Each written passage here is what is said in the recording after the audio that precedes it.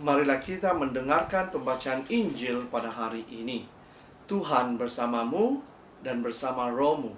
Inilah pembacaan Injil menurut karangan Santo Markus. Dimuliakanlah Tuhan. Lalu seorang ahli Taurat yang mendengar Yesus dan orang-orang Saduki bersoal jawab dan tahu bahwa Yesus memberi jawaban yang tepat kepada orang-orang itu, datang kepadanya dan bertanya, "Hukum manakah yang paling utama?" Jawab Yesus, "Hukum yang terutama ialah, dengarlah, hai orang Israel, Tuhan Allah kita, Tuhan itu Esa. Kasihilah Tuhan Allahmu dengan segenap hatimu, dan dengan segenap jiwamu, dan segenap akal budimu, dan dengan segenap kekuatanmu. Dan hukum yang kedua ialah, kasihilah sesamamu manusia seperti dirimu sendiri. Tidak ada hukum lain yang lebih utama daripada kedua hukum ini." Lalu kata ahli Taurat itu kepada Yesus, "Tepat sekali, Guru, benar katamu itu, bahwa dia Esa, dan bahwa tidak ada yang lain kecuali dia. Memang mengasihi dia dengan segenap hati dan segenap pengertian, dan dengan segenap kekuatan, dan juga mengasihi sesama manusia seperti diri sendiri adalah jauh lebih utama daripada semua korban bakaran dan korban sembelihan." Yesus melihat bagaimana bijaksana jawab orang itu, dan ia berkata kepadanya, "Engkau tidak jauh dari kerajaan Allah." Dan seorang pun tidak berani lagi menanyakan sesuatu kepada Yesus. Demikianlah Injil Tuhan. Terpujilah Kristus. Saudara dan saudari yang seiman dalam Yesus Kristus, sekali lagi di dalam Injil pada hari ini kita dapat mendengar bagaimana Yesus telah disoal oleh seorang ahli Taurat. Dia mengatakan, "Apakah hukum yang pertama?" Dan Yesus memberitahu ahli Taurat itu, hukum yang pertama ialah, kasihilah Tuhan Allahmu dengan segenap hatimu, dan segenap jiwamu, dan segenap akal budimu, dan dengan segenap kekuatanmu. Dan hukum yang kedua, kasihilah sesamamu seperti dirimu sendiri.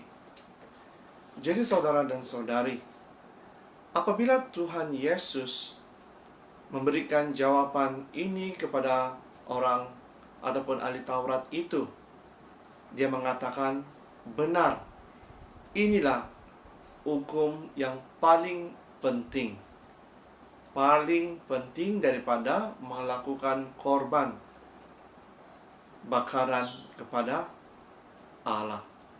Jadi saudara dan saudari, jika ini hukum yang paling penting di dalam kehidupan kita setiap hari, dapatkah kita mengasihi Allah dan juga orang di sekeliling kita?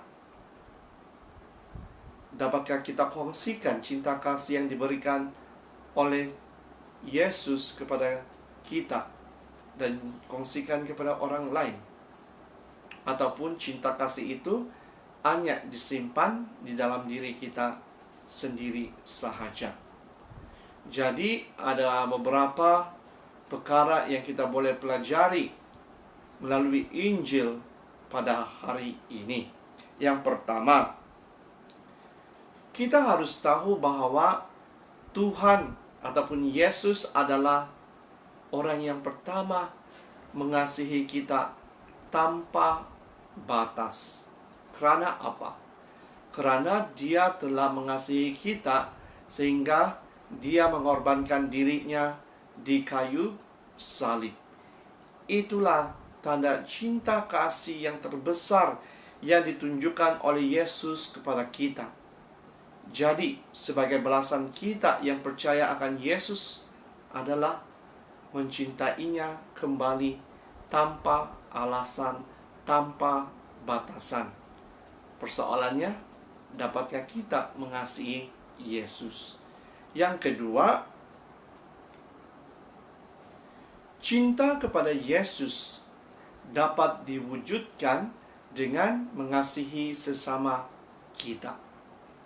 Karena apa? Karena Yesus sendiri mengatakan bahwa di mana 2 atau 3 orang berkumpul, di situ Dia akan hadir. Jadi, apabila Yesus hadir di tengah-tengah kita, Dia hadir bukan untuk kita sahaja, tetapi untuk orang lain. Dan apabila kita mengasihi orang lain, kita juga dapat mengasihi Yesus yang hadir di tengah-tengah kita. Jadi saudara dan saudari, inilah hukum yang utama yang harus kita tanam di dalam diri kita. Kita harus mengasihi di antara satu sama yang lain. Kita tidak boleh memilih, karena Yesus tidak memilih untuk menyelamatkan kita. Yesus tidak memilih untuk mengasihi kita.